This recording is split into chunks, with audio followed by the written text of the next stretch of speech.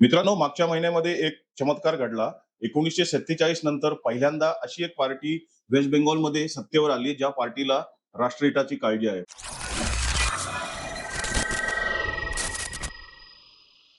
गेल्या 1 महिन्यापासून तुम्ही बंगालचे चीफ मिनिस्टर जे आहेत, त्यांची एक धुवाधार बॅटिंग नक्कीच बघितली असेल. जे टीएमसीचे जे अत्याचारी गुंड होते, त्यांना जेलमध्ये टाकण्यात येतंय आणि अशा बरेच कारवाया करण्यात येतात, ज्या राष्ट्रहिताकरता जरुरी आहेत. उदाहरणार्थ डिटेक्ट, डिलीट आणि डिपोर्ट पॉलिसी.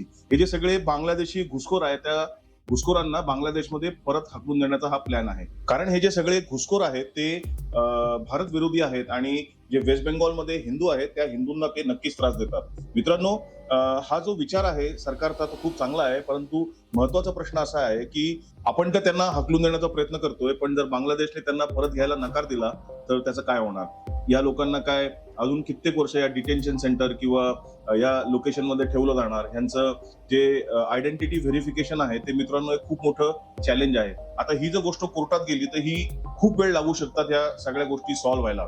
ह्याच्यामध्ये असे पण काही लोक आहेत जे काही कित्येक दशकापूर्वी भारतामध्ये आलेले. त्या लोकांचं काय होणार? त्या लोकांची मुलं इथे जन्मली आहेत, त्या लोकांना पण भारत परत पाठवणार का? त्यानंतर अजून एक महत्वाचा प्रश्न असा येतो की हा जो प्रॉब्लेम भारताच्या बॉर्डरवर आहे, त्या प्रॉब्लेमचा जर पाकिस्तानी आणि ISI यांनी जर फायदा घेण्याचा प्रयत्न केला किंवा जे रॅडिकल नेटवर्क ऑलरेडी तिथे आहे, त्या लोकांना हत्यारं पुरवली, तर हा एक खूप मोठा सिक्युरिटी कन्सर्न होऊ शकतो. तर अशा परिस्थितीमध्ये भारत सरकारला काय करावं लागेल किंवा हा प्रॉब्लेम कशा रीतीने सॉल्व्ह होईल, आपण हेच या व्हिडिओमध्ये जाणून घेणार आहोत. मित्रांनो, एक गोष्ट नक्की आहे की भारताची जी प्रगती होती ती बऱ्याचशा लोकांना बघवली जात नाही. म्हणजे पाकिस्तान म्हणा, बांगलादेश म्हणा, चायना म्हणा, USA म्हणा, यांना भारताचा जो उदय होतोय, तो उदय जो आहे तो त्यांना आवडत नाही. त्यांना नेहमी असंच वाटतंय की भारताने गरीबच राहावं, भारताने पॉवरफुल होऊ नये. त्यामुळे ह्या दृष्टीने जर विचार केला तर चायना जो आहे तो या प्रॉब्लेमचा नक्कीच फायदा घेण्याचा प्रयत्न करू शकतो. किंवा वेस्टर्न कंट्रीज आहेत, त्या इंटरनॅशनल मीडियामध्ये हे प्रॉब्लेम तयार करू शकतात. एक प्रकारचं असं भूमिका तयार करू शकतात की भारत जे करतोय ते खूप चुकीचं आहे. ह्युमन राईट्स ऑर्गनायझेशन जे आहेत, त्या भारतावर प्रेशर आणू शकतात आणि हा सगळा जो डिप्लोमॅटिक प्रॉब्लेम होईल, या प्रॉब्लेम मधनं भारताला बाहेर निघणं खूप जरुरीचं आहे.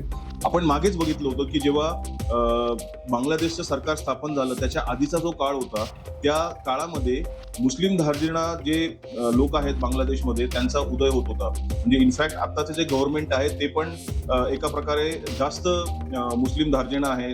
बांगलादेशमध्ये हिंदूंवर अत्याचार होत आहेत, तिथे त्यांचा खून होतोय.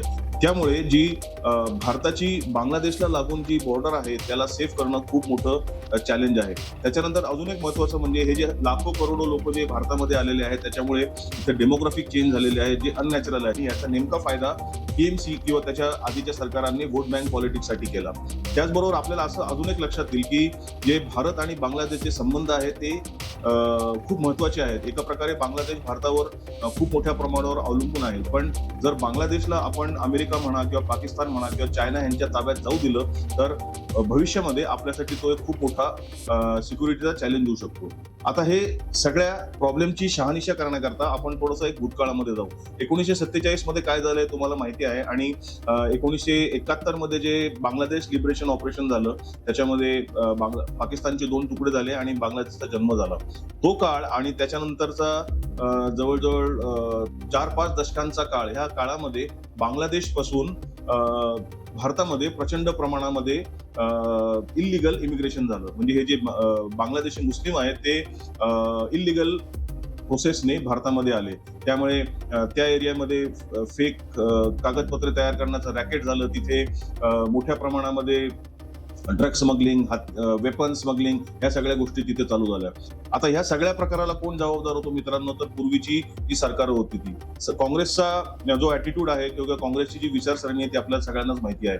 कुठल्याही प्रकारची डेव्हलपमेंट होऊ दिली नाही. जे मोठे मोठे उद्योगदार असतात किंवा कारखाने तयार करायला जे रेडी असतात, त्यांना जमीन नाही दिली.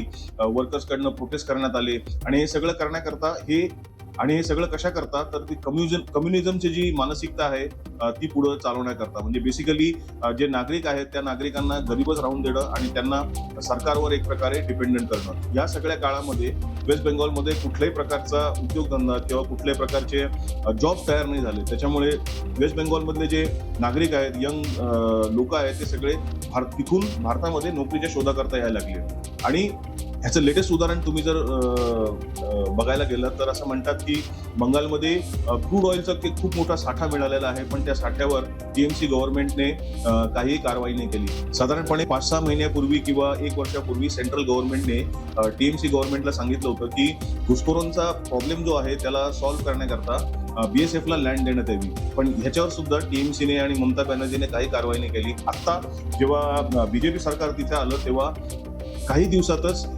बीएसएफला खूप मोठ्या प्रमाणावर जमीन देण्यात आली आणि त्या एरियामध्ये आता फेन्स डेव्हलपमेंट किंवा पोस्ट उभारणे या सगळ्या कारवाई आता सुरू झालेल्या आहेत. सगळ्यात वाईट म्हणजे जे मुस्लिम तुष्टीकरणाचं काम टीएमसी गव्हर्नमेंटने केलं त्याच्यामुळे वेस्ट बेंगॉल मधला जो हिंदू होता त्याच्यावर खूप मोठ्या प्रमाणात अत्याचार करण्यात आले. त्यामुळे एक प्रकारे वेस्ट बेंगॉल हा भारत विरोधी कारवायांची एक जन्मभूमी बनला. ह्याचा परिणाम फक्त बंगालवर नाही झाला मित्रांनो, तर ह्याचा परिणाम मोठ्या प्रमाणावर भारताच्या सिक्युरिटीवर पण झाला. कारण बघायला गेलं तर वेस्ट बेंगॉल मध्येच जवळजवळ सिलिगुडी कॉरिडॉर आहे, जो ज्याला आपण चिकन स्नेक म्हणतो, आणि तो भारताच्या दृष्टीने खूप महत्वाचा एरिया आहे. कारण त्याच्यावर चायना पण एक प्रकारे डॉमिनेट करण्याचा प्रयत्न करतो, कारण तिथूनच काही किलोमीटरवरती सिक्कीम बॉर्डर आहे आणि त्यामुळे चायनाला तर आनंदच वाटणार आहे की या सगळ्या बंगालमध्ये जर भारताचे जे प्रॉब्लेम आहेत ते सॉल्व्ह नाही झाले. तुम्ही जर सेंट्रल गव्हर्नमेंट किंवा आताच्या बीजेपी गव्हर्नमेंटचा जे वेस्ट बेंगॉलमध्ये आहे त्याचा जर अप्रोच बघितला तर असं लक्षात येईल की डिटेक्ट, डिलीट अँड डिपोर्टची जी पॉलिसी आहे या पॉलिसीवर खूप पूर्वीच काम सुरू झालं होतं. तुमच्या हे लक्षात येईल की जेव्हा एखाद्या स्टेटमध्ये एखादी पार्टी निवडून येते आणि सरकार स्थापन करते तेव्हा पुढच्या काही दिवसांमध्ये मंत्री निवडले जातात, त्यांचे खाती त्यांना वाटप केलं जातं, पण खात्याचं वाटप आता ऍक्च्युली 1 जूनला करण्यात आलं.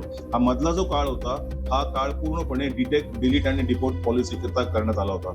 याचा अर्थ असं लक्षात येईल की देशाची सुरक्षा सेंट्रल गव्हर्नमेंट करता किंवा वेस्ट बेंगॉल गव्हर्नमेंट करता किती महत्वाची आहे. आता हा विचार करणं, हा प्लॅन करणं खूप चांगलं आहे किंवा खूप सोपं आहे, पण हे ऍक्च्युली ग्राउंडमध्ये होऊ शकतं का, आता आपण हे बघणार आहोत. मित्रांनो, सगळ्यात मोठं चॅलेंज जे या पॉलिसी करता येणार आहे ते चॅलेंज म्हणजे हे पर्टिक्युलर जे घुसखोर आहेत ते बांगलादेशी नागरिक आहेत की नाही हे प्रूव्ह करणं. कारण त्यांच्याकडे कुठलाही पासपोर्ट नाहीये, त्यांच्याकडे कुठलाही गव्हर्नमेंट रेकॉर्ड नक्कीच नसणार आहे. त्यामुळे इव्हिडन्स कलेक्ट करणे आणि तो इव्हिडन्स बांगलादेशला दाखवणे आणि त्यांना पटवून देणं की हे तुमचे नागरिक आहेत, यांना परत घ्या, हा एक खूप मोठा प्रॉब्लेम होऊ शकतो. आता हा प्रॉब्लेम कसा सॉल्व्ह करायचा, त्याचे 2-3 प्रकार आहेत. एक तर तुम्ही जॉईंट व्हेरिफिकेशन सिस्टीम करू शकता, म्हणजे ज्याच्यामध्ये भारत आणि बांगलादेशचे जे अधिकारी आहेत ते एकत्र येतील, भारताला प्रूफ द्यावा लागेल की हे तुमचे नागरिक आहेत आणि हे पर्टिक्युलर नागरिक या जिल्ह्यातनं येतात. मग बांगलादेशी जे आहेत ते त्याचं व्हेरिफिकेशन करतील आणि प्रोबेबली नंतर त्या घुसखोराला आपला नागरिक म्हणून ऍक्सेप्ट करतील. पण हे जे सगळे घुसखोर आलेले आहेत ते ऑलरेडी बदमाश, गुन्हेगार टाईप आहेत आणि त्याच्यामुळे त्यांना बांगलादेश ऍक्सेप्ट करेल की नाही हा एक खूप मोठा प्रश्न आहे. आता याच्यामध्ये बांगलादेश काय करू शकतो, ही जी व्हेरिफिकेशन प्रोसेस आहे ही खूप स्लो करू शकतो आणि असं म्हणू शकतो की प्रत्येक केसला आपण एका वेगळ्या प्रोसेसमधून जाऊ द्या. म्हणजे बेसिकली काय होईल की याच्यामध्ये बांगलादेश टाइम घालवण्याचा प्रयत्न करेल. सगळ्यात महत्वाचे म्हणजे मित्रांनो, जर बांगलादेश अनसेफ झाला, म्हणजे बांगलादेशमध्ये भारत विरोधी कारवाया जास्त प्रमाणामध्ये सुरू झाला, तर हे भारताकरता खूप नुकसानदायक असू शकतं. मग आता याच्यावर सोल्युशन काय? याच्यावर सोल्युशन म्हणजे डिप्लोमसी, म्हणजे हळूहळू रिलेशन चांगले सुधारून, रिलेशन वाढवून बांगलादेशला हे पटवून द्यावं लागेल की ही जी बॉर्डर आहे ती खूप अनसेफ आहे आणि तुम्हाला तुमच्या नागरिकांना परत बरोबर घ्यावं लागेल. अजून एक महत्वाचं म्हणजे भारताचे आणि बांगलादेशचे थोड्याफार प्रमाणात का होईना इकॉनॉमिक रिलेशन्स आहेत. आपले जे ट्रेड रिलेशन्स आहेत ते वाढत आहेत. त्याच्यानंतर आपण भारताच्या तर्फे बांगलादेशमध्ये इन्फ्रास्ट्रक्चर प्रोजेक्ट करू शकतो, जे आपण ऑलरेडी करतोय त्याच्यावर अजून जास्त पैसा टाकू शकतो. आणि याच्यामध्ये अजून एक प्रकारे आपण यांचं डिपोर्टेशन करू शकतो, म्हणजे फेस्ड डिपोर्टेशन, म्हणजे हळूहळू या घुसखोरांना परत पाठवले. उदाहरणार्थ जे नुकतेच आलेले आहेत 1-2 वर्षामध्ये त्यांना, किंवा जे लोक गुन्हेगार आहेत, जे चार्जशीटेड आहेत त्यांना आपण परत पाठवू शकतो. त्याच्यानंतर ज्या लोकांचा संबंध आतंकवादी संघटना किंवा ISI किंवा पाकिस्तान यांच्याशी आहे त्यांना पण आपण परत पाठवू शकतो. परंतु मित्रांनो, हे शोधून काढणं खूप अवघड आणि कॉम्प्लिकेटेड ठरणार आहे. त्याच्यानंतर प्रश्न येतो की जे 20-30 वर्षापूर्वी भारतात आले त्यांचं काय होणार? त्यांची मुलांचा जन्म इथेच झाला, त्यांच्याकडे डॉक्युमेंट्स पण असणार, त्यांचे काही बिझनेस आहेत, त्यांना कसं पाठवायचं हा एक मोठा प्रॉब्लेम आहे. आणि नेमकं ह्याच्यावरच कोर्ट केसेस होऊ शकतात किंवा ज्या इंटरनॅशनल ह्युमन राईट्स कमिशन आहेत त्या ह्याच्यावर आक्षेप घेऊ शकतात. आता या सगळ्या लोकांना हँडल कसं करायचं, म्हणजे आपले जे शत्रू राष्ट्र आहेत पाकिस्तान, किंवा आपल्यावर जो कुरघोडी करू इच्छितो चायना, यांना कंट्रोल कसं करायचं, हा एक खूप महत्वाचा प्रश्न आहे. त्याचबरोबर मित्रांनो, जे गव्हर्नमेंटने आता सुरू केलं आहे त्याला आपण एका प्रकारे बॉर्डर फर्स्ट स्ट्रॅटेजी म्हणू शकतो, ज्याच्यामध्ये आता या घुसखोरांना परत पाठवणं ठीक आहे, पण त्याचबरोबर जे घुसखोर आतमध्ये येत आहेत त्यांना थांबवणं पण खूप जरुरीचं आहे. ही जी सायकल आहे, जे म्हणजे आपण त्यांना परत पाठवतोय पण ते आतमध्ये येतात, हे थांबवणं खूप जरुरीचं आहे. म्हणजे याकरता बॉर्डरच्या ज्या सिक्युरिटी मेजर्स आहेत त्याच्यामध्ये इम्प्रूव्हमेंट करण्याची गरज आहे आणि तेच एक्झॅक्टली आता सरकार करतंय. बीएसएफची डिप्लॉयमेंट वाढवावी लागणार आहे, आर्मीची पण डिप्लॉयमेंट लागणार आहे आणि आर्मी, बीएसएफ यांना drone surveillance, face recognition, smart monitoring system किंवा एखादी स्मार्ट फेन्स वगैरे या गोष्टी त्यांना लागणार आहेत. एवढं करून सुद्धा मित्रांनो, जी सत्य परिस्थिती ही आहे की एवढ्या सगळ्या लोकांना, जे 1-2 करोड 3 करोड लोक आहेत, त्यांना एकदम परत पाठवणे हे डिफिकल्ट होणार आहे, हे कठीण होणार आहे.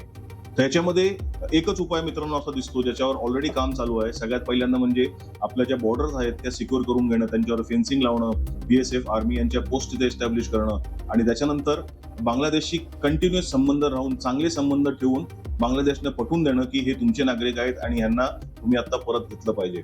तर मित्रांनो, भारताकरता येणाऱ्या काळामध्ये हा खूप मोठा चॅलेंज बनणार आहे, पण अशी आशा करूया की भारत या संकटाच्या काळातनं नक्कीच बाहेर पडेल. मित्रांनो, तुम्हाला जर व्हिडिओ आवडला असेल तर लाईक करा, शेअर करा आणि चॅनलला सबस्क्राईब करा. जय हिंद, वंदे मातरम, हर हर महादेव.